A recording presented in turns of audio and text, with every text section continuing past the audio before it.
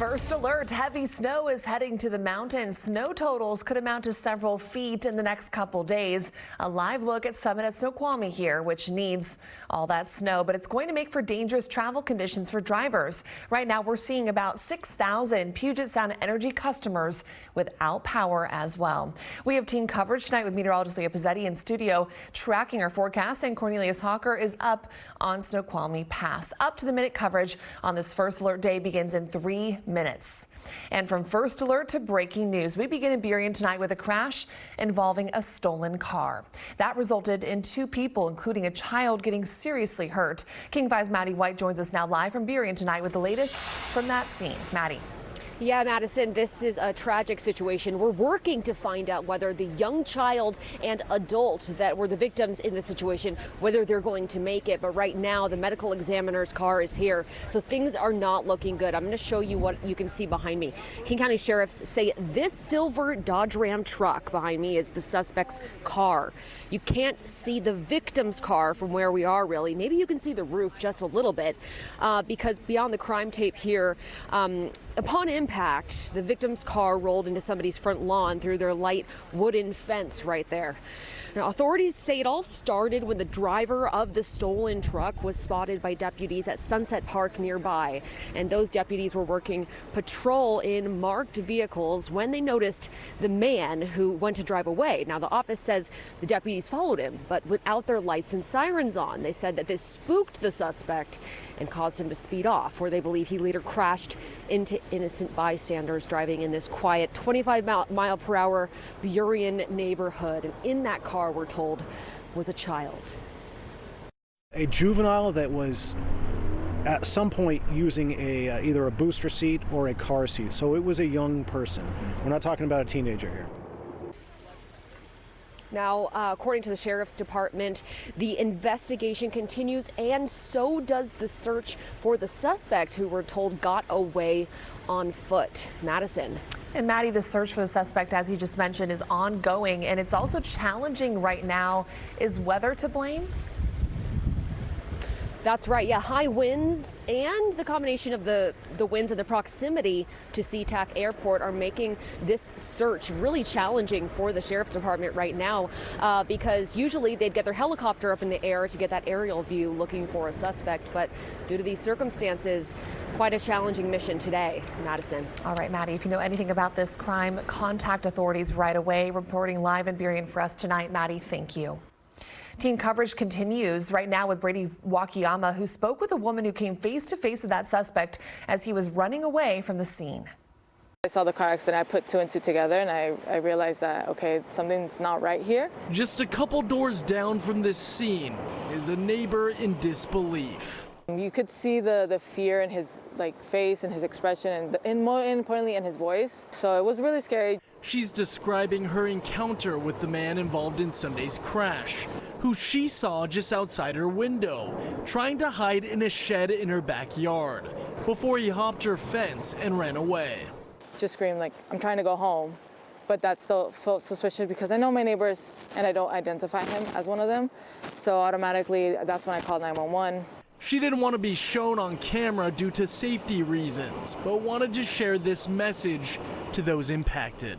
I really do hope that the family can get some justice. I think it's really unfortunate, the news that they're about to receive, so I really do hope that there's some level of remorse for him and that he may turn himself in. Reporting for King 5 News, I'm Brady Wakayama.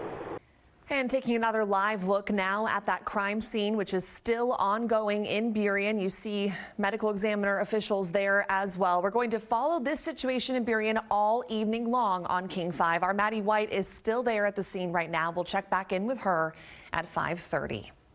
And by the way, the initiative addressing restrictions on police pursuits is getting a hearing this week in Olympia. Those limits were implemented in 2021, and since those limits went into effect, law enforcement says that criminals have taken advantage of the fact that they won't be chased for property crimes, even car theft. 2 other initiatives will also get a hearing. They are all scheduled for this Tuesday and this Wednesday.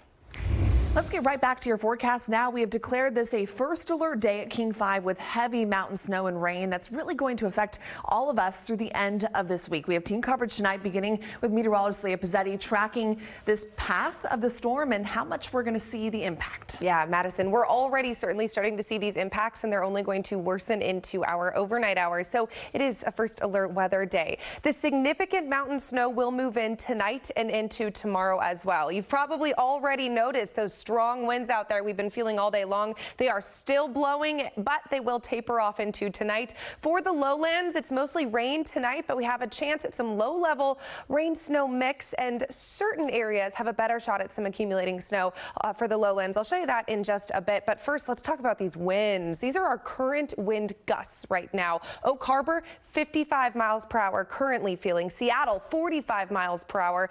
Everybody, though, is feeling these strong winds. These will be tapering off into our overnight hours tonight as this front moves through, and we can see that from our satellite and radar. Do you see how much rain and how much moisture there was earlier in the day, but it's moving through? That's that front. So behind that is the cold air. We're losing a lot of the moisture, but we're bringing in that colder air, and that is going to increase that probability for low-level snow as those temperatures drop down overnight tonight. We continue to track this winter storm warning that started at 4 a.m. this morning. It continues until tomorrow afternoon because of the significant mountain snow. Coming up in your full first alert forecast, I'll walk you through some of those expected accumulations. All right, Leah, thank you. And you just mentioned Snoqualmie Pass will see heavy mountain snow overnight. This is a live look now as we are expecting that snow to start falling tonight. That is where we find King 5's Cornelius Hawker now. And Cornelius, you spoke with some people looking forward to all this snowfall. Yeah, Madison, after dealing with this wet weather, the transition from rain to snow is going to be a welcome sight for folks up here on Snoqualmie Pass. It's obvious why the summit at Snoqualmie is not busy today. I feel like it's really raining a lot. The Craigs, Wyatt, Emily, and Dave I don't think I can get my gloves back on my hands because they're so wet. did their best to brave the elements. We're not lasting very long. Everyone's dealing with this wet, wintry weather. It's been really rainy. The snow's not been super great. It's really wet. But Renee Finney says it's not all bad. It's kind of a bummer, but it's also been, for me, it's been fun to get back up and ski again. I mean, I haven't skied since I was 24. Even in the wet conditions, there's fewer people, which means, you know, the lift lines aren't as long, which is kind of nice, get more runs in a shorter period of time. When it comes to the winter ski season, Renee says you have to take the good and the bad. It's not great snow. It's still just nice to be up here. The Craigs agree. We made the best of it. We always do. We're here every weekend. It's worth it. It's just nice to be outside, right? With snow in the forecast, Emily and her family are staying optimistic. It's going to get covered and it will be nice again. Couple days, wait for it. It'll turn around. Offering a few more weekends to hit the slopes. Now, like my friend and colleague Leah said, Stevens Pass is already seeing some snow, and the snow here is expected to pick up overnight. So if you're going to be traveling, make sure you bring your chains. Live in Snoqualmie, Cornelius Hawker, King 5 News. And we are going to continue to post updates on our King 5 app as the system moves through Western Washington. It's the fastest way to get information if you're away from your TV. Text app to 206-448-4545 for a link to download. One man is dead, 2 more are seriously hurt after a shooting in downtown Seattle. Seattle police detectives say it happened just before 2 this morning on South Washington Street. Detectives are still working to find out what led up to the shooting. No arrests at this point. And new information on a story we first brought you last night. A 32-year-old man is in critical condition tonight after he was stabbed in the chest near Cal Anderson Park in Seattle's Capitol Hill neighborhood. Police say it happened just after 9:30 in the morning yesterday. Witnesses told police there was an altercation before the victim was stabbed by a man in his 20s. No arrests have been made. It's been nearly a month since a man was shot and killed in the Chinatown International District, marking Seattle's 2nd homicide of the year. And his family is pleading for answers in hopes of finding the person responsible. King 5's Julie Calhoun spoke with his loved ones tonight. A family left shattered and stuck in the unknown. It's like we're just left with more questions than answers. Even though Leanne Bible and Joel Silva were planning a wedding for this summer, he already called her his wife. The two have been together since they were 16. He had a big heart. I mean, he's literally taken the shirt off his back and giving it to somebody when he sees that it's cold or they don't have anything. Those plans and Joel's life cut short on January 31st. We were all cheated out of him. He was only 32. He had plenty of more time. Seattle police say he was shot multiple times around 8:30 that night on 12th Avenue in the Chinatown International District. He was taken to the hospital where he later died. Police searched for a suspect but didn't find one. That person is nothing but a monster and a coward. And unfortunately, they're still prowling around that area. It's unknown what led up to the shooting. Leanne says Joel's father lives nearby and he was heading back to their Montlake Terrace home and has to walk by the area to get on the bus.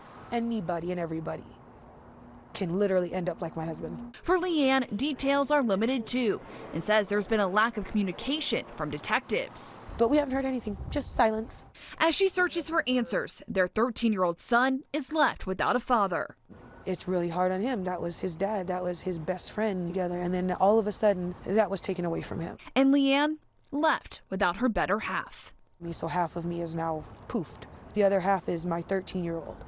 And that's what I have to concentrate on and raise him to be the best man that he can be, just like his father would have done. We reached out to Seattle police for more details on this case, but so far no word of any arrests or suspect. Right now, the city of Seattle is asking for feedback on technology that could help detect and prevent criminal activity. It's considering a pilot program that would combine new cameras and a gunshot detection system with new monitoring software. An online survey is now open with a virtual and in-person meeting scheduled for February 27th. It is a significant incident today. It'll be a priority for any of our investigators that are going to continue on this investigation. Continuing to following breaking news right now, a chase involving a stolen car leaves 2 people inside, one a child seriously hurt in Burien. The driver of that stolen truck is still on the run tonight. The King County Sheriff's Office is telling people living nearby to watch out for people you don't recognize and to stay vigilant. King 5's Maddie White is at that scene right now. She will join us live again at 5:30 with the latest. We'll be right back.